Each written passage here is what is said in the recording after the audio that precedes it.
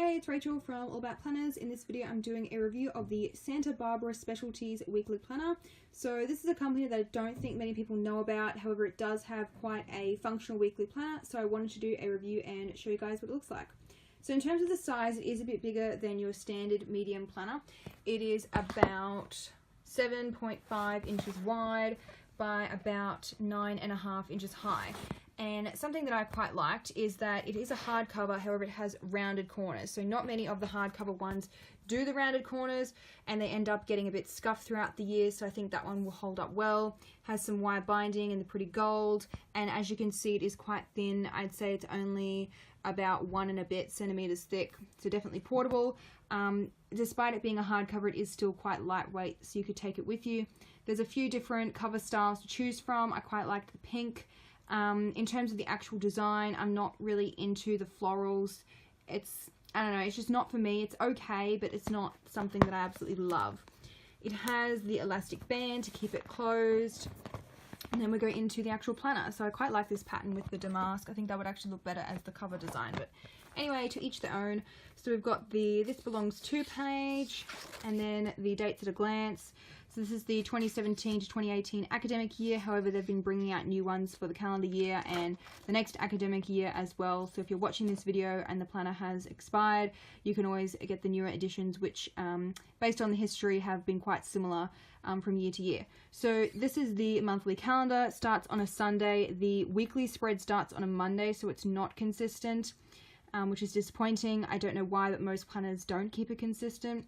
In terms of the sidebar, it is quite a functional sidebar. So instead of just an open-ended column, it's broken down into goals for each area of your life.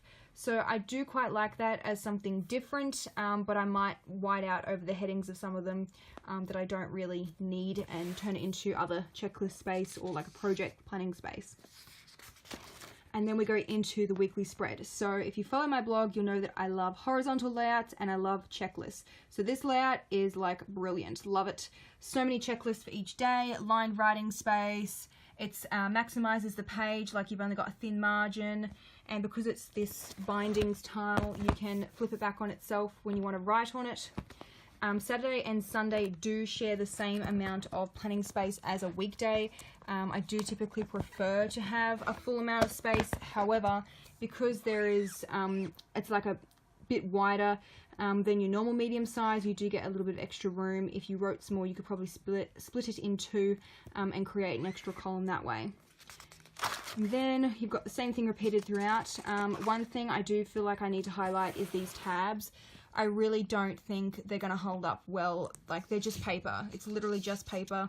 As you can see, they're not even laminated. It's not cardstock. There's no divider. Sometimes there'll be like a cardstock divider between the months, and that's where they'll put the tab. This one is actually on the week itself, and it feels quite flimsy.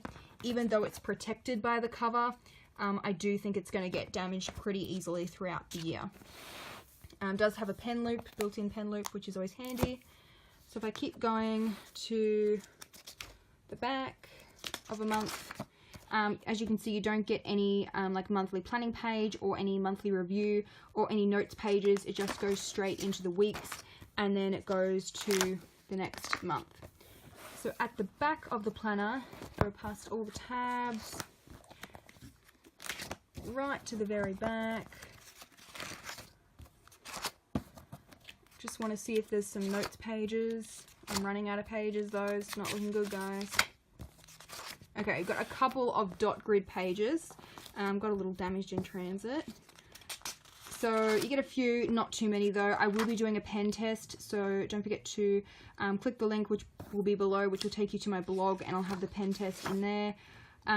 Yeah, pretty simple. No extra pages, no monthly planning, no like monthly review page, only a couple of notes pages at the back. Very basic planner. So if you're someone that likes to keep those sorts of things separate in like a bullet journal or in another notebook, this one could be a good pick for you because you're really only taking the weeks with you. You're not carrying around extra pages that you might not be using every day. More of those like reference pages, you can keep them separate, which I tend to do in my ARC discbound notebook anyway. So that is the brand Santa Barbara Specialties, and I'll have the link to the blog post which will have the pen test as well.